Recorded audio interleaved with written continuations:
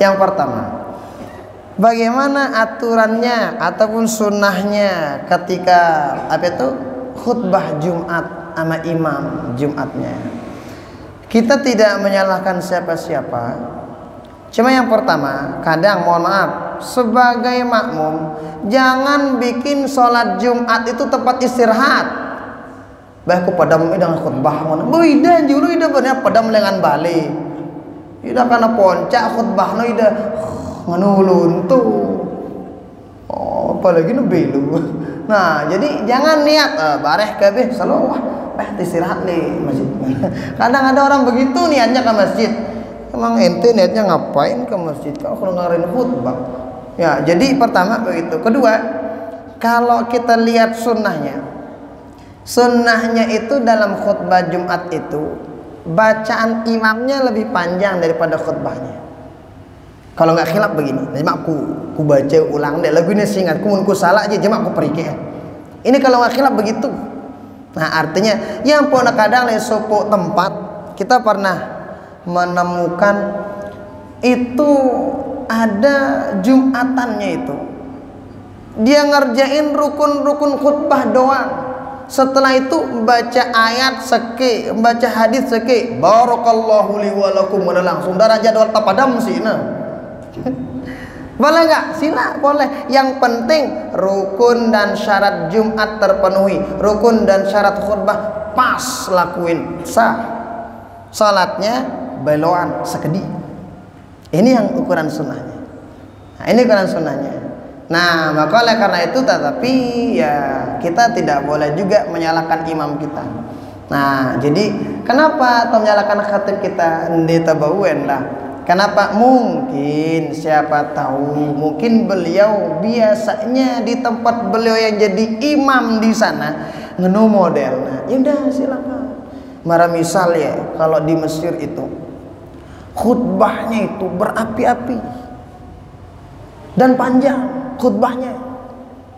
Jadi luar biasa semangat kita. Sini kan mimbarnya tayak mim khatib bertangga undang-undang, jadi kita asing ngantuk si khotib tapi nggak ada yang ngantuk. Kenapa? Karena suaranya lantang dan panjang dan luar biasa greget gitu. Kamu tak paham no lele cuma tidak terpedam, keren panjang. Iya, kenapa? Karena emang biasanya di sana begitu. Nah dan kita tahu kan di sini alhamdulillah kan imam teh khotib teh kan macam-macam lengana. Tidak dari TNI doang kan, ini lengan TNI doang. Nah jadi itu kurang lebih sehingga ngenu aturana kurang lebih. Nah pertanyaan yang kedua, itu ada orang sholat pakai pakaiannya norak dalam artian ya seleputem baca mau jadi kan biasanya mata kita kan biasanya tuh cepat ngeliat sesuatu sifatnya norak gitu. Nah jadi makanya adik-adik yang masih sekolah itu kalau mau cepat nemuin tulisan-tulisan penting, kalau sudah tulis teman-teman adik-adikku sekalian sampai sekolah ini tulis lebu kunda macam isi nulisan. Kalau itu penting baca tuh nak kendaitan bare lagu mau nerapi aja lembe yang onek aku meter lagu mau nangan aja coba kalau norak apalagi mungkin tanda cinta dibikin baca tuh nak kendaitan no. Kalau itu penting-penting. Nah kenapa? Mata kita itu biasanya cepat ngelihat dan sifatnya norak-norak begitu. Nah bagaimana kalau ada orang sholat pakai pakaian begituan? Sholat pakai pakaian begituan itu kalau dalam kitab yang lain, enggak di sini tapi kitab yang lain itu hukumnya makruh menggunakan pakaian tersebut. Kenapa? Satu, mengurangi kekhusyuan orang munabajaya. Apalagi karing semenda itu kan rana tahun kita kan sekarang tahun politik. Cuma begitu macam mau kelebih dengan kita berulih kampanye yang kedua kan ya nggak apa-apa lagu berita kan ndak terbaca ya ndak jadi dia narata salaang jadi iya ndak mungkin sanggak-enggak nah pakaiannya no mungkin darurat juga kan kalau mau nyalin juga sang jauh dengan di naman sampai tujuan agen lalu kampanye ndak dia tahu kan ya silakan tapi ya kita juga sholat ndak kita macam-macam kan. Nah jadi Itu kurang lebih. Ya makanya berpakaian sejama-jama lah kan ini.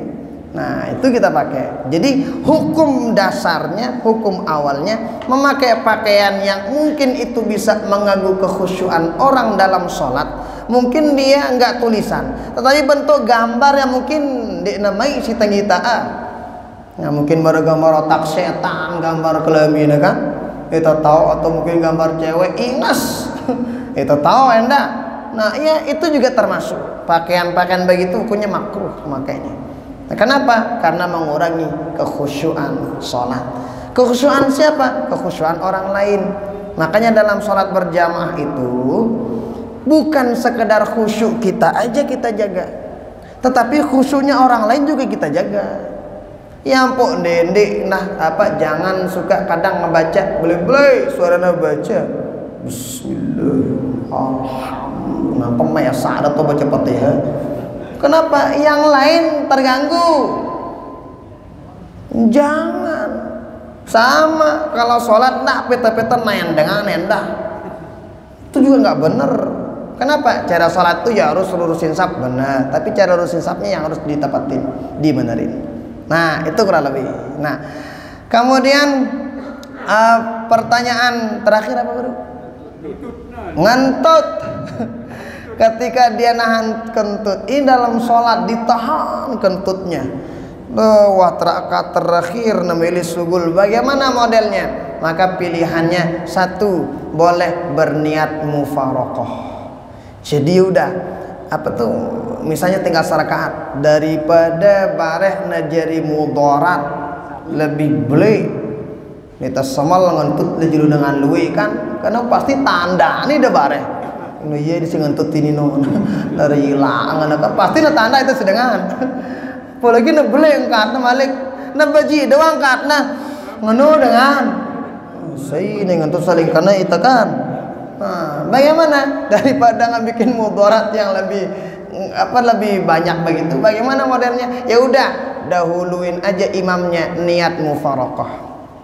Kalau misalnya imamnya di tabu malik ya kah? Kita nggak bisa ngejar karena mungkin darah tadah mainin tut ini ya tengah langan main ini karena sugul dan sekedi.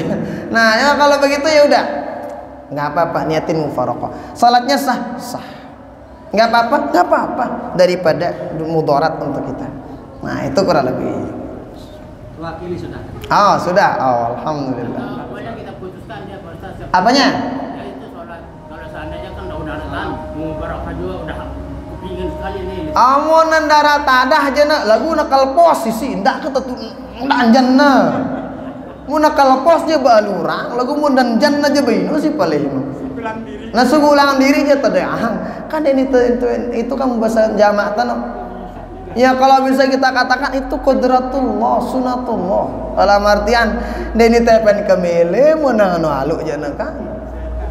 Ya kan. Nah, silakan Pak Dokter.